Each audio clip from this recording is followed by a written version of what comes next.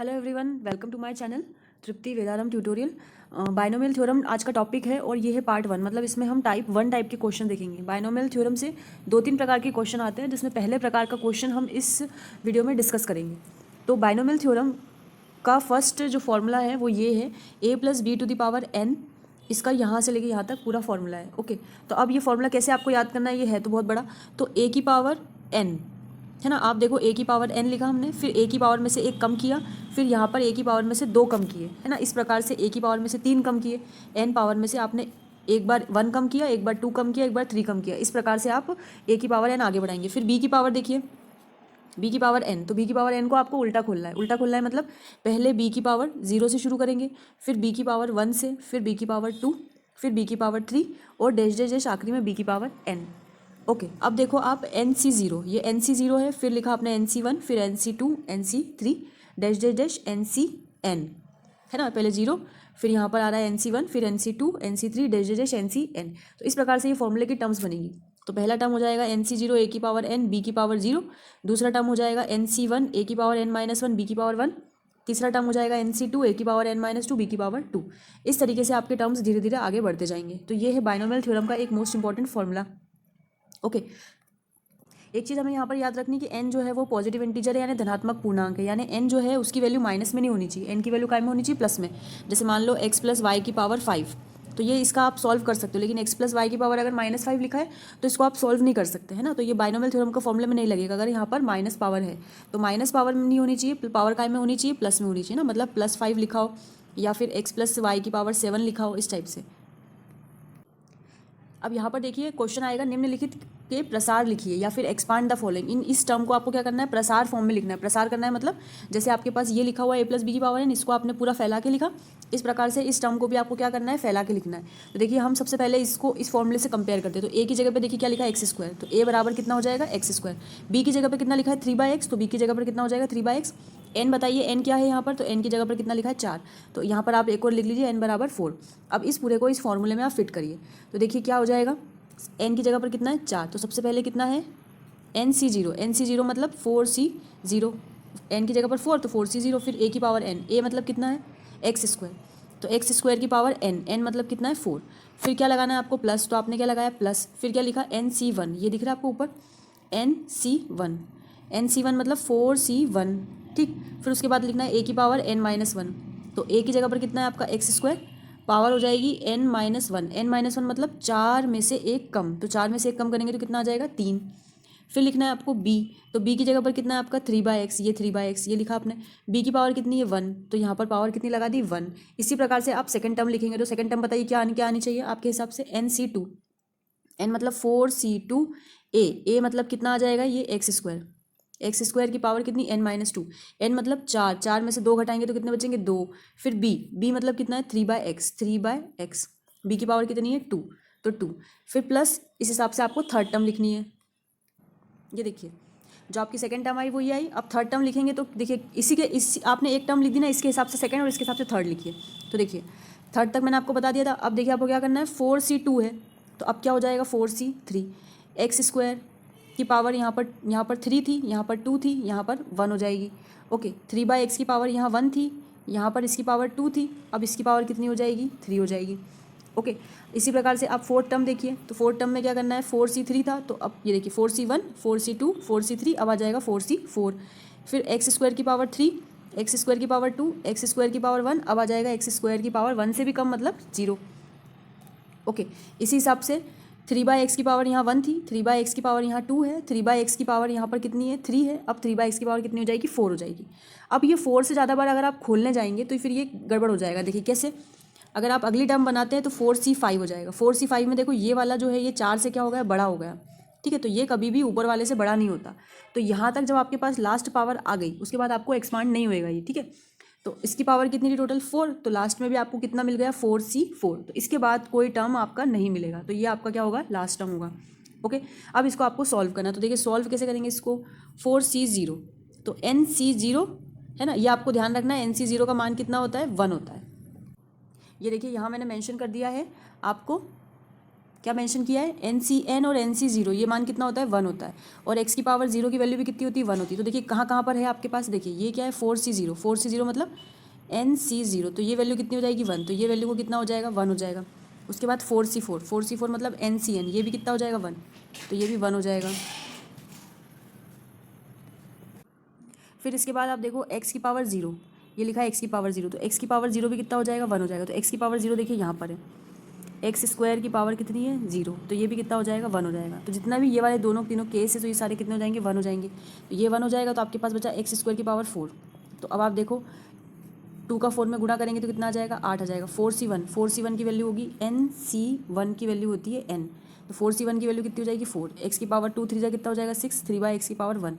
4C2 इसको खोलने का तरीका होता है n 4C2 मतलब जैसे मान लो 4C2 खोलना है तो 4 को 2 बार खोलेंगे तो 4 × 3, 4 को 2 बार खोलेंगे तो 4 उल्टा खोलना है तो 4 × 3, और 2 को खोलना है जब तक 1 नहीं आ जाए तो 2 × 1। ठीक है, उस हिसाब से आप 4C3 को खोलेंगे तो 4 को कितनी बार खोलेंगे 3 बार। तो देखिए 4 3 2, 3 बार खोला आपने, और 3 को तब तक खोलना है जब तक 1 नहीं आ जाए, तो 3 2 1।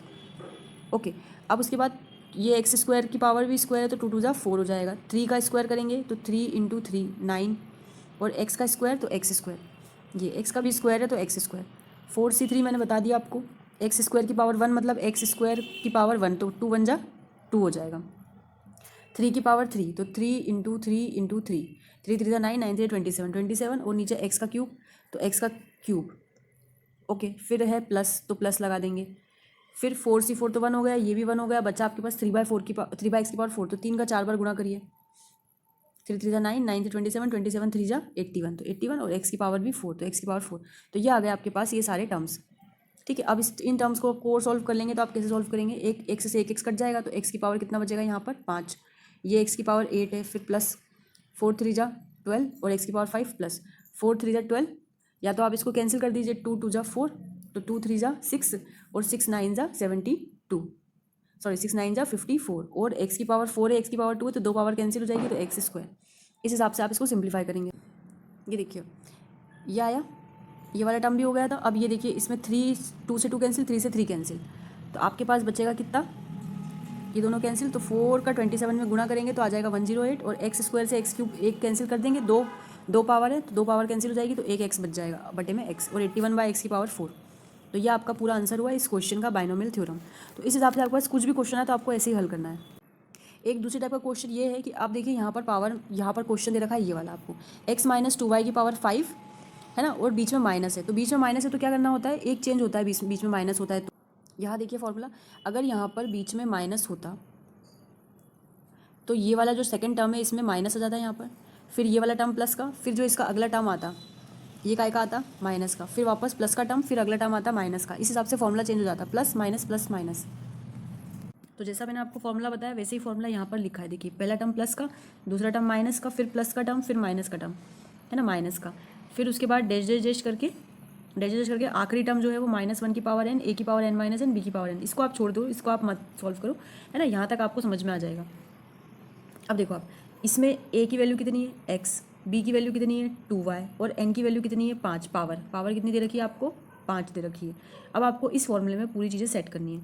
तो सेट कैसे करनी है आपको, सबसे पहले आएगा NC0 मतलब 5C0, फिर आएगा आपके पास a की पावर n, a मतलब x की पावर n मतलब 5, फिर आ जाएगा आपके पास NC1, तो NC1 मतलब 5C1, a की पावर n - 1।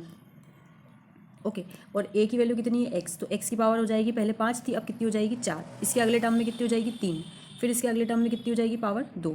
इस हिसाब से आगे बढ़ेगा, फिर ये हो जाएगा 5C0 से 5C1, फिर 5C1 से 5C2, फिर आ जाएगा 5C3।